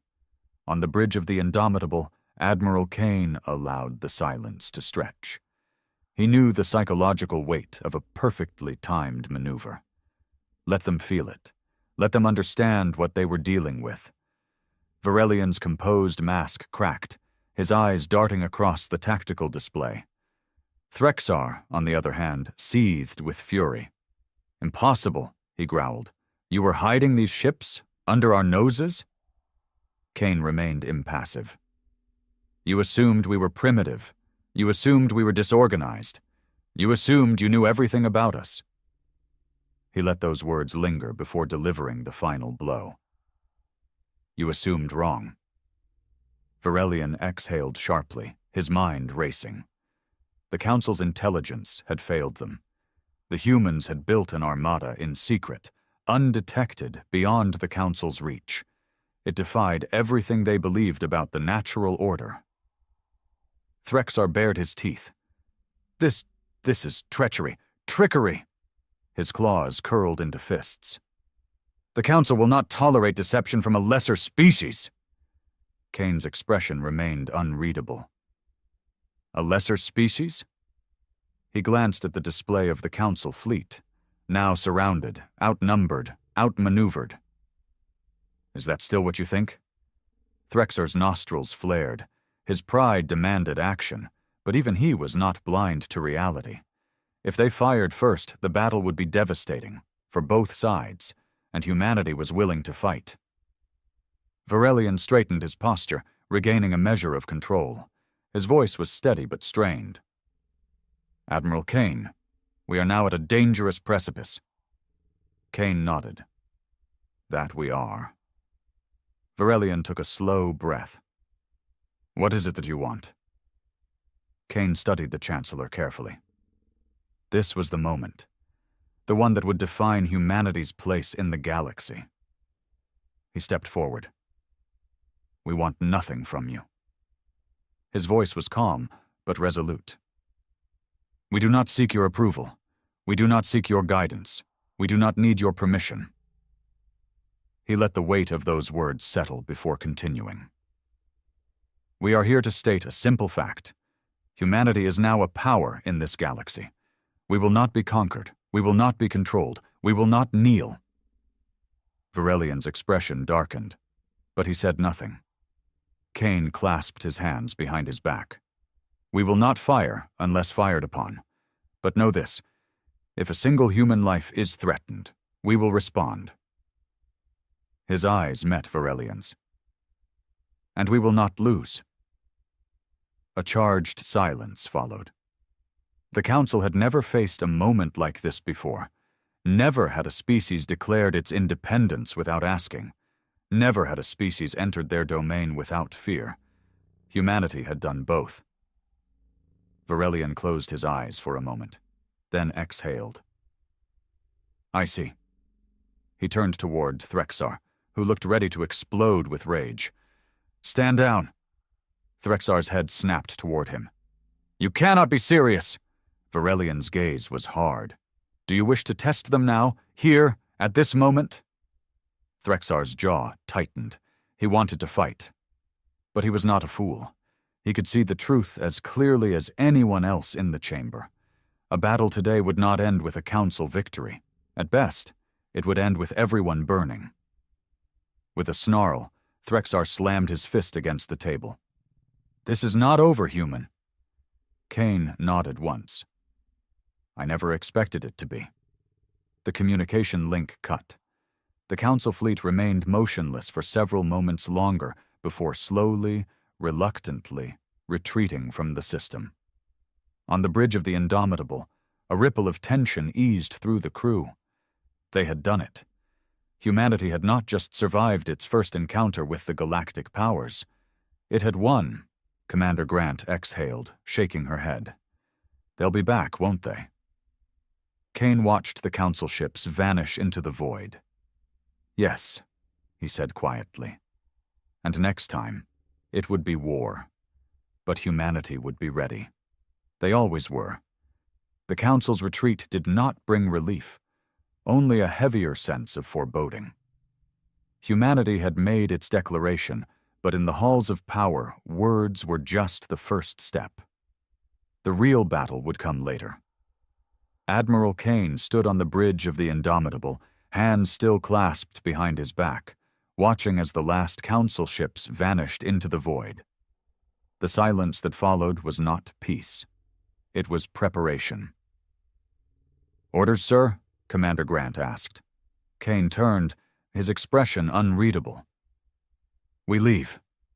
Grant hesitated. "We're just going to leave, after all that?" Kane nodded. "We made our point. There's no need to stay and tempt a mistake. Besides," he turned back toward the viewport, "they won't forget this, and they won't forgive it." She exhaled. "No, I don't imagine they will." The bridge crew remained silent, exchanging glances. Humanity had always fought its battles with overwhelming force, but this was different. This was a war of perception, a war of power before a single shot was fired. As the Indomitable prepared for departure, a secure transmission came through, bypassing the usual council channels. A rogue signal, a shadow whisper. Kane's eyes narrowed as the encrypted message flickered onto his personal console. He gestured for Grant to hold the ship's departure. He read the message. Then he read it again. A slow, knowing smile crept across his face. "We are not alone. The Galactic Council may have ruled for millennia, but even empires cast shadows. And in those shadows, something had been watching. Waiting." The encrypted message was short, but it was enough. There were others. Species who had chafed under the Council's rule, who had lived as second-class citizens, forced into submission. They had watched humanity's arrival with quiet fascination. And now they saw something they had never dared to hope for. A possibility. A species willing to defy the Council. A species that did not beg for a seat at the table, but instead built its own. The message was an invitation. A meeting, deep within neutral space. A gathering of those who had long whispered of resistance, but never had the power to act. Until now. Kane tapped his fingers against the console, considering. This changed everything. "Commander," he said. Grant turned, eyebrows raised. "Sir?" "Change course. We're not heading home?" She frowned. "Then where?" Kane leaned forward, eyes gleaming with the weight of something far greater than a simple confrontation. "To see just how many others are ready to stand with us." The Indomitable turned, its engines burning bright against the void. The war hadn't started yet. But the resistance had just begun. The Indomitable cut through the void, its engines humming with restrained power as it left the Council's territory behind. Humanity had drawn the line, made its stance clear, But now something even more dangerous was unfolding. Admiral Kane reread the message on his private console. Coordinates encrypted. Time sensitive. No direct transmissions. No unnecessary attention. We are waiting. The invitation was clear. Someone or something had been watching, and now they were reaching out. "Commander," Kane said, his voice calm but firm. Grant turned from her station. "Course plotted, but I don't like this, sir. We have no idea who we're meeting." "Neither do they." Kane folded his arms. "Which makes us even." The crew had been expecting to return home, to regroup, to prepare for the inevitable war with the Council. But this was unexpected. "Sir," Lieutenant Voss, the ship's intelligence officer, spoke up. "We've done some initial scans on the coordinates. The system is a dead zone. No registered colonies, no official trade routes." He hesitated. "Which means if something is there, it's been kept off every known record." Kane nodded. That was the point. The Council's reach was vast, but not absolute. There were always places beyond their control, places that had been forgotten or erased from the records. That's where rebellion grew. "Any signs of a trap?" he asked. Voss shook his head. "Nothing yet, but it's a good place for an ambush."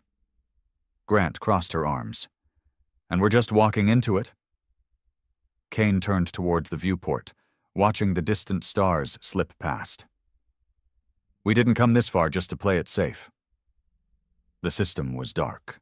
A dying star flickered weakly in the distance, bathing the scattered asteroids and frozen moons in a dim, reddish glow.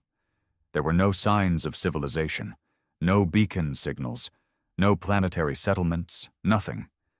And yet, the Indomitable was not alone. "Contacts," Voss announced, his voice clipped. 5 ships, decloaking. On the tactical display, dark shapes flickered into existence. They weren't Council vessels. Their hulls were patchwork, a blend of different designs and technologies. Some were old warships, others modified civilian freighters, each one bearing the scars of a life spent on the run. These weren't conquerors, these were survivors. The comms channel crackled to life. "Terran warship, you are expected," a voice said. It was calm, measured, but laced with something deeper: determination. "Transmit authorization code." Kane didn't hesitate. He sent the encrypted response embedded in the message they'd received. A brief silence. Then, "Welcome to the Ghost Fleet." The largest of the ships, a heavily modified battleship, powered its engines and guided the Indomitable toward a hidden structure nestled within the shadows of a shattered moon. As they approached, Kane saw what had been kept hidden for so long. A fleet. Not the polished, unified strength of a galactic empire, but something different. A force built from remnants, ships from species long thought to be under the Council's heel. Fighters bearing insignias of civilizations that had supposedly been integrated, and others that belonged to no known government at all. This was not an army. This was a movement. As the Indomitable moved into formation, Kane exhaled slowly. We are not alone. And if humanity had been the first to stand against the Council openly, they would not be the last. The docking bay of the hidden base was dimly lit, the glow of maintenance lights reflecting off the patchwork hulls of battle-worn ships. The air smelled of coolant, metal, and something older, like a place that had seen war but never surrendered to it. As Admiral Kane stepped off the Indomitable, he was met with silence. No formal greeting, no honor guard, just the quiet scrutiny of those who had been waiting in the shadows far longer than humanity had been in the stars. Then, from the gathered figures, a man stepped forward.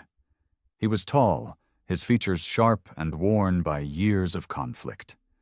His uniform, if it could be called that, was a mix of different military styles, patched together like his fleet. But his eyes? His eyes were steady, like a man who had seen civilizations fall and still refused to break.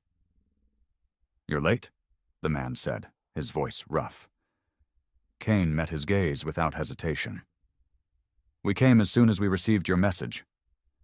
The man studied him for a moment before nodding. "I'm Commander Drell of the Ghost Fleet, and you, Admiral Kane of the Terran Navy, have just set fire to the galaxy's most fragile order." Kane let a small smirk touch his lips. That was the idea. Drell didn't smile back. Instead, he gestured for Kane and his officers to follow. As they walked through the corridors of the station, Kane took in everything: the makeshift repairs, the repurposed technology, the soldiers who carried weapons from a dozen different species. This wasn't just a resistance. It was a graveyard of forgotten wars. "You're wondering what this place is," Drell said without looking back. Kane nodded. "A hidden fleet, gathered from the remnants of those the Council crushed." Drell gave a short laugh. "Not crushed, not yet." He stopped at a reinforced door and keyed in a sequence. The lock disengaged with a hiss, revealing a war room lined with holographic projections of Council-controlled sectors. Scars of conflict marked every sector: occupied worlds, lost battles, extinct species. And yet, among the red zones of Council control, Kane noticed something else: clusters of systems marked in deep gray, unclaimed, hidden. Drell saw where his eyes lingered. "You thought you were alone," he said. "You're not." Kane exhaled slowly, absorbing the meaning. "How long?" Drell's expression darkened. "Decades. Longer for some of us." He pointed to the maps. "The Council doesn't tolerate defiance. Those who resist are either wiped out or forced underground." He turned to Kane. "Until now, we've had no way to push back." "And you think humanity changes that?" Kane asked. Drell folded his arms. "You already have. The moment you stood up to the Council and didn't break, you became more than a rogue species. You became a symbol." Kane considered this. "Symbols don't win wars." "No," Drell agreed, "but they start them." A heavy silence followed. Kane looked at the gathered leaders, each of them representing a species that had suffered under the Council's rule. Some had been forced into servitude. Others had lost entire homeworlds. They had spent years in hiding, waiting for something, someone, to prove that resistance wasn't futile. Now that moment had come. Kane stepped forward, his voice steady. "What do you need?" Drell's eyes flashed with something close to hope. "A fleet that can fight." Kane nodded. "Then let's get to work." The war had not begun yet, but the pieces were falling into place. And this time the Council would not see it coming. The war room pulsed with quiet tension. Holographic displays flickered, showing fleet movements, supply routes, and heavily classified data. Information the Council believed long buried. Admiral Kane studied the gathered leaders, each one hardened by years of oppression, exile, or war. They had survived not by overwhelming power, but by learning how to endure, how to hide, how to strike when least expected. But survival was no longer enough. Drell leaned forward, hands braced on the central console. "We've harassed the Council's supply lines for years. We've sabotaged their infrastructure, disrupted their operations. But we've never had the numbers or firepower to do more than slow them down." His eyes locked onto Kane's. "That's where you come in." Kane exhaled. "You want the Terran Navy to lead the charge." Drell didn't blink. "You've already started a war, Admiral. The moment the Council saw Indomitable, they realized they weren't the only ones capable of dictating terms. Now they're scrambling, but they'll come back, and when they do, they'll come to break you." Kane nodded. "We expected as much." Drell straightened. "Then we hit them first." A murmur of approval spread through the room. Some of the gathered leaders, those who had fought for decades without a true chance at victory, saw something different in this moment. Humanity wasn't here to survive. They were here to win. One of the leaders, an older, battle-scarred Osari woman named Yrel, stepped forward. Her species had once been a proud warrior race before the Council deemed them too aggressive and dismantled their fleets. "You propose an open engagement?" she asked, her voice deep and wary. "A full-scale assault?" Kane shook his head. "Not yet." Drell raised an eyebrow. "Then what?" Kane activated the display, pulling up a specific system on the holographic map. It was a Council-controlled industrial sector, heavily fortified yet far from the core worlds. The perfect target. "We cut their supply lines," Kane said. "We hit them where they're weakest. If they want to bring the full might of the Council down on us, let's make sure they bleed for it first." Yrel bared her teeth in something close to a smile. "You fight like a predator, Admiral." Kane smirked. "Number, I fight like a human." Drell studied the map, then nodded. "It's a good plan, but the moment we hit them, they'll know we're more than scattered rebels." "They already know that," Kane countered. "Now it's time to show them what that really means." Drell exhaled, then extended a hand. "Then let's make this official." Kane clasped his forearm in a firm grip. The room seemed to shift in that moment, no longer just a gathering of survivors, but the beginning of something greater. The first true coalition against the Galactic Council. The first step toward war. And for the first time in centuries, the Council was about to be afraid. The Indomitable moved into formation with the Ghost Fleet, a silent predator among the scattered remnants of lost civilizations. What had once been a ragtag collection of fugitives and exiles was now reorganizing into something else. Something with a purpose. Admiral Kane stood on the bridge, arms crossed, watching as the fleet coordinated its first operation. Across the tactical display, ship movements were being calculated, attack vectors planned. Their first target, Sivath 4, an industrial hub deep in Council-controlled space.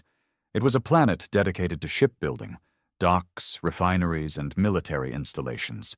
If they struck hard and fast, they wouldn't just cripple production, they would send a message. Kane turned to Commander Grant. "Fleet status?" Grant didn't look up from her console. "Most ships are battle-ready, but they're not used to large-scale engagements. This will be the first time many of them fight in formation." Kane nodded. "We'll give them a simple plan." On the war table, he marked the attack vectors. 3 strike teams. One will disable the orbital shipyards. Another will cut off planetary defenses. The third, Indomitable and key assets, will engage their fleet directly. Drell, standing at the other side of the table, studied the plan. "A direct engagement?" His voice carried a mix of approval and warning. "We don't have numbers on our side." "We don't need numbers," Kane replied. "We need a lesson." Drell exhaled. "You're making this personal." Kane's gaze hardened. "It is personal."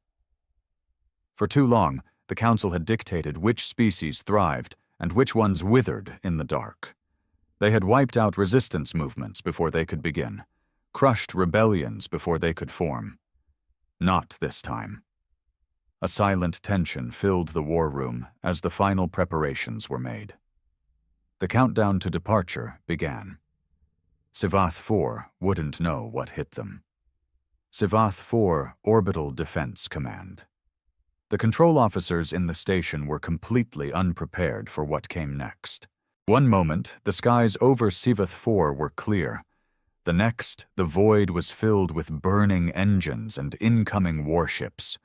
Alarms blared as the station scrambled its defenses. Council cruisers powered up their weapons. Planetary shields came online. But it was already too late. From the blackness of space, the Indomitable surged forward, its massive guns spitting fire. Shock cannons ripped through the first defensive platforms, tearing metal apart like paper. Strike teams followed behind, weaving between the chaos, disabling key installations before they could mount a response. For the first time in Council history, they weren't the ones dictating the battle. They were reacting.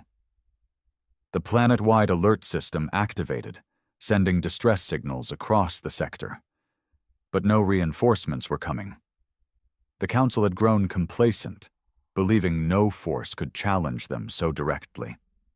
Now, they were paying the price. Kane stood at the command deck of the Indomitable, watching the battle unfold. Ships burned in the void. Explosions rippled across the orbital yards. Humanity had fired its first real shot, and the war had begun. The battle over Sivath IV raged with a ferocity the Council had not seen in centuries. The orbital shipyards burned, their skeletal frames collapsing into showers of molten debris. Council cruisers fought back, their advanced weaponry tearing through several Ghost Fleet ships, but the tide had already turned. Admiral Kane watched the tactical display with a steady gaze, his mind sharp and focused. The Indomitable led the charge, its brutalist design shrugging off volleys of plasma fire as it carved a path through the enemy fleet. Strike teams darted between the chaos, planting charges on key installations and retreating before the Council could regroup. Commander Grant's voice cut through the noise of the bridge. Orbital defenses are down to 30%. The shipyards are crippled. We've got their fleet pinned. Kane nodded. Good. Signal the withdrawal. Grant hesitated. Sir, we could finish them here. No, Kane said firmly. This isn't about annihilation. It's about proving a point. Drell's voice crackled over the comms from his own ship. You're pulling back? We've got them on the ropes. Kane's response was calm but unyielding. We've shown them we can hurt them. Now we let them live with it. There was a pause, then Drell grunted in reluctant agreement. Understood. The Coalition fleet executed a precise retreat, vanishing into the void as quickly as they had arrived. Behind them, Sivath IV smoldered, its once mighty industrial might reduced to wreckage, its defenders left scrambling in confusion and fear. The Council would not forget this day. Days later, the Indomitable and the Ghost Fleet regrouped in the shadow of the dead star system where their alliance had first been forged. The mood aboard the ships was a mix of triumph and grim determination. They had struck a blow, but they all knew what came next. In the war room, Kane stood with Drell, Yrel, and the other leaders. The holographic map now showed a galaxy in flux, Council fleets mobilizing, their outer territories tightening defenses. The attack on Sivath IV had sent shockwaves through their empire. They'll come for us now, Yrel said, her voice steady but laced with the weight of experience. They'll hunt us to the edges of the stars. Kane met her gaze. Let them try. Drell folded his arms. You've given us something we haven't had in decades, Admiral. A chance. Kane shook his head. Not me. Humanity. And all of you. He stepped toward the map, pointing to the gray zones, the unclaimed systems where resistance still flickered. We've shown the galaxy that the Council isn't invincible. That's all they needed to see. Yrel bared her teeth in a warrior's grin.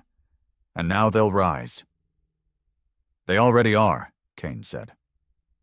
Reports had begun trickling in. Small uprisings on Council-controlled worlds, defectors slipping away to join the fight. The attack had ignited something the Council could not extinguish. The war was no longer just about survival. It was about freedom. Months later, the Galactic Council convened once more, their chamber filled with a palpable sense of dread. High Chancellor Varelian stood before the assembly, his silken robes no longer a symbol of unshakable authority. The humans have allied with the remnants, he said, his voice heavy. Their attack on Sivath 4 was only the beginning. Threxar snarled. Then we crush them. We bring the full might of the Council. No, Varelian interrupted, his tone sharp. We underestimated them once. We will not do so again. He activated a hologram, a map of the galaxy, now dotted with red zones of rebellion. The gray had spread. They've awakened something we cannot control, he said softly, and they will not stop. The chamber fell silent. For the first time in millennia, the Council faced an enemy it could not predict, could not dominate.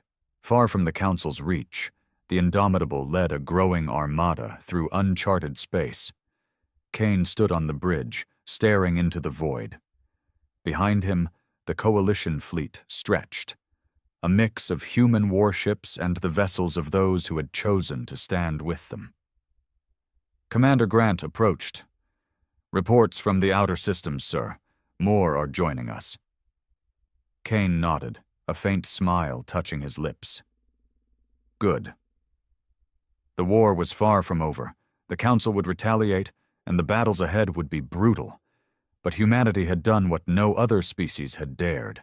They had defied the stars, and in doing so, they had lit a fire that would burn until the galaxy was free, or until everything fell to ashes. The choice was no longer the Council's to make. It was theirs.